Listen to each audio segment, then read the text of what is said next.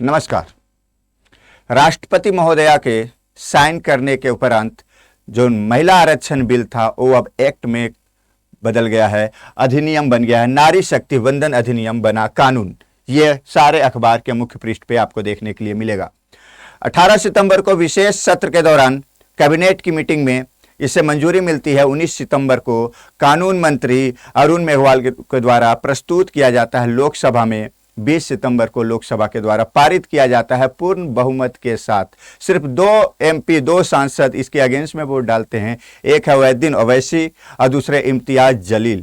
ये दोनों केवल वोट अगेंस्ट में डाले हैं, बाकी सारे 454 वोट इनके समर्थन में पड़े हैं। 21 सितंबर को देखा जाए तो राज्यसभा में पूर्ण बहुमत के साथ 214 सदस्यों ने पूरी तरह से समर्थन में इस बिल के समर्थन में आए हुए नजर आए। 28 सितंबर को महामहिम हमारी राष्ट्रपति द्रौपदी मुर्मू जी ने इस पे साइन किया और ये अब बन गया कानून। ये महिला आरक्षण बिल की जरूरत पिछले कई दशकों से थी, कई सालों से ये लंबित मामला था। मनमोहन सिंह जी के सरकार में भी इसे प्रस्तुत किया गया था, लेकिन लोकसभा में ये पास नहीं हो सका था। वर्तमान में देखें तो पूर्ण बहुमत से पास हो गया, लेकिन अभी इसे राज्यों के विधानसभाओं का भी सफर तय करना पड़ेगा। लेकिन बात करते हैं इस महिला आरक्षण की बिल की जरूरत आखिर क्यों पड़ी। वर्तमान में अगर देखा जाए, जैसा कि आपको बताया गया है कि इस महिला आरक्षण बिल में अब 33% सीट केंद्र और विधानसभा, केंद्र में और राज्य में दोनों जगह महिलाओं के लिए सुरक्षित होगी। यानी कि कम से कम 33% सीट पे महिलाएं होगी, उससे अधिक भी हो सकती है जो अनरिजर्व सीटों से लड़कर आएंगी। कहा जाए तो पूरे देश के विधानसभाओं में अभी 15% से ज़्यादा किसी भी विधानसभा में महिलाओं की उपस्थिति नहीं देखी गई है। उतने सीट पे वो लोग जीत कर नहीं आ सके हैं। पूर्वोत्तर के कुछ राज्यों में देखा जाए तो एक भी महिला विधायक वहां नजर नहीं आती है। तो इस मद्देनजर ये बहुत ही जरूरी अधिनियम था, बहुत ही जरूरी बिल था लाना। यह अधिनियम बनना बहुत जरूरी था। इस तरह की कानून की हमारे देश में बहुत जरूरी थी, क्योंकि महिलाओं को सशक्त करना है, सशक्तिकरण अगर देना है, और अगर हम उन्हें आधी जनसंख्या मानते हैं अपना, तो उन्हें अधिकार भी देना होगा। उन्हें अधिकार के साथ साथ सम्मान भी देना होगा, और ये सम्मान अधिकार देने के साथ ही मिलेंगी।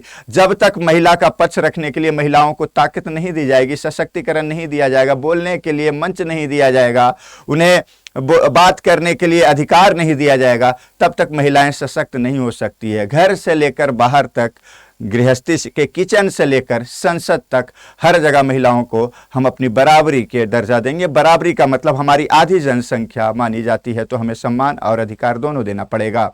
अब इस अधिनियम को पास होने के बाद, राज्य के विधानसभाओं में भी इसे पास होने के बाद, पूरी तरह से अगर कहा जाए तो अभी और एक चुनाव पार हो जाएगा। एक चुनाव के बाद पूरी तरह से राज्य भर में और देश भर में यह लागू हो जाएगा। हालांकि सारे राज्य राज्यसभा इसके समर्थन में है। इसका यह मतलब होता है कि राज्य भी इसके समर्थन में मिलेंगे ही, क्योंकि राज्यसभा के जो सदस्य है वो सारे राज्य के प्रतिनिधि है।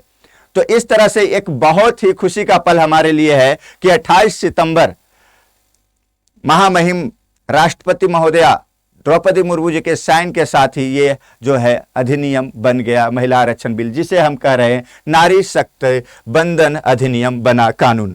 आपको दिखाता चलो, राजपत्र में भी ये शामिल हो गया है। राजपत्र में शामिल देखिए, भारत का राजपत्र, the gadget of the India. इसके तहत ये लिखा हुआ ministry of law and justice के तहत यह मामला आता है। कानून मंत्री अरुण मेघवाल साहब ने इसे प्रस्तुत किया लोकसभा में। इसके बाद एक देख सकते हैं 128वां विधेयक था जो ये पारित होने के बाद आप यहां पे देख सकते हैं, act further amend on the constitution but it enacted in parliament in the 74th year of the Republic of the India. हम आजाद हुए, रिपब्लिक होने के 74 साल के बाद ये जो नियम हमारे पास आया है।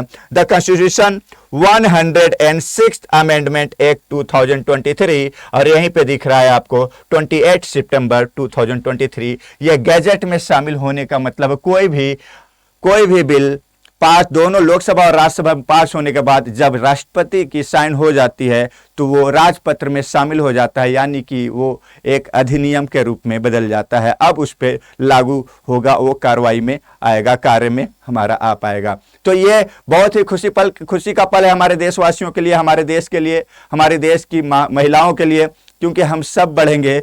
हम किसी भी देश का विकास तभी हो सकता है जब वहाँ महिलाओं को अधिकार और सम्मान दिया जाए।